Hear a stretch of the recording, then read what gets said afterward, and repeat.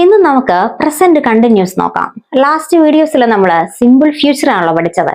ഈ present continuous എന്ന് പറഞ്ഞാൽ പ്രസന്റില് കണ്ടിന്യൂസ് ആയിട്ട് നമ്മൾ ചെയ്യുന്ന ആക്ഷൻസ്, പ്രവൃത്തികൾ നമുക്ക് പ്രസന്റ് കണ്ടിന്യൂസ് ടെൻസിലാണ് നമ്മൾ പറയാ. ഓക്കെ, അപ്പോ ഒരു എക്സാമ്പിൾ നോക്കൂ. ഞാൻ ഒരു പുസ്തകം വായിക്കുകയാണ്, ഞാനൊരു ബുക്ക് വായിക്കുകയാണ്, ഞാൻ വായിച്ചുകൊണ്ടിരിക്കുക. I'm reading a book, I'm reading a book. അപ്പൊ ഇതിന്റെ സ്ട്രക്ചർ എങ്ങനെയാ വരുന്നത്?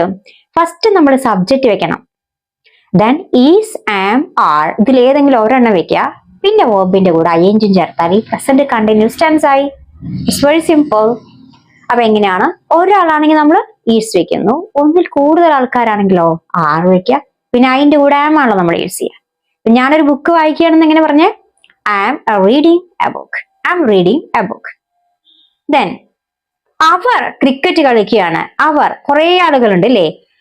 they are playing cricket, they are playing cricket. അപ്പൊ ബിഗിനേഴ്സിന് ഇത് പെട്ടെന്ന് മനസ്സിലാവുന്നതിന് വേണ്ടി നിങ്ങൾ നന്നായിട്ട് ഇത് പ്രാക്ടീസ് ചെയ്യുക. എന്റെ എല്ലാ വീഡിയോസും കാണാം. they are playing cricket. അവൾ TV കാണുകയാണ്. എങ്ങനെ പറയാ? she is watching TV, she is watching TV. അവൾ ഒരാളാണ്, അപ്പൊ she is watching TV. അവൾ TV കാണുകയാണ്.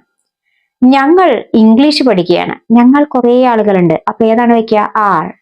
V are learning English, we are learning English. അപ്പൊ ഇങ്ങനെയാണ് പ്രസന്റ് കണ്ടിന്യൂസിൽ നമ്മൾ ഒരു സെന്റൻസ് ഉണ്ടാക്കുക. ഇനി ഇത് നമുക്ക് ക്വസ്റ്റ്യൻ ചോദിക്കാം. ഈ സെന്റൻസ് ഉപയോഗിച്ച് നമ്മൾ എങ്ങനെയാ ക്വസ്റ്റ്യൻ ചോദിക്കുക? അതിന് നമ്മൾ ഇപ്പൊ നീ പഠിക്കുകയാണോ എന്ന് എങ്ങനെ ചോദിക്കുക? നീ ഇപ്പൊ പഠിക്കുകയാണോ? Are you studying now, are you studying now. അപ്പൊ എന്താ നമ്മൾ ചെയ്തത്?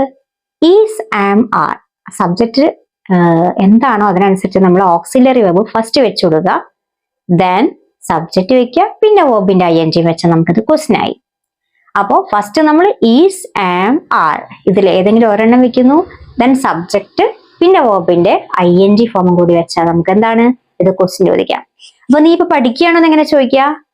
നീ, are you studying now, are you studying now.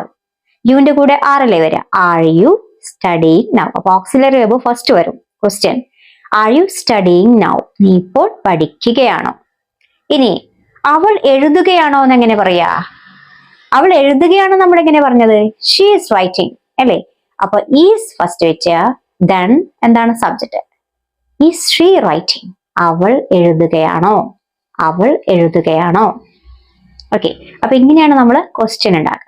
ഇനി നമുക്ക് നെഗറ്റീവ് ആക്കണം എന്ന് വിചാരിക്കുക. അപ്പൊ എന്താ ചെയ്യാ? അപ്പൊ ഈ സബ്ജക്റ്റ് നമ്മൾ വെക്കുന്നു, പിന്നെ വേർബിന്റെ കൂടെ ഓക്സിലറി വേർബിന്റെ കൂടെ നോട്ടും വെച്ചാൽ നെഗറ്റീവ് ആയി. അപ്പോ subject plus is, um, are ഇതിന്റെ കൂടെ നോട്ട് വെക്കുക, ദെൻ വേർബിന്റെ ing ചേർത്താൽ എന്തായി? നെഗറ്റീവ് സെന്റൻസ് ആയി.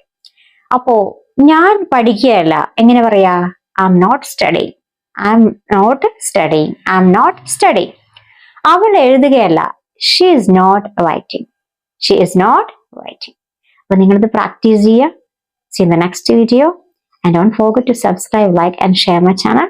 Thanks for watching.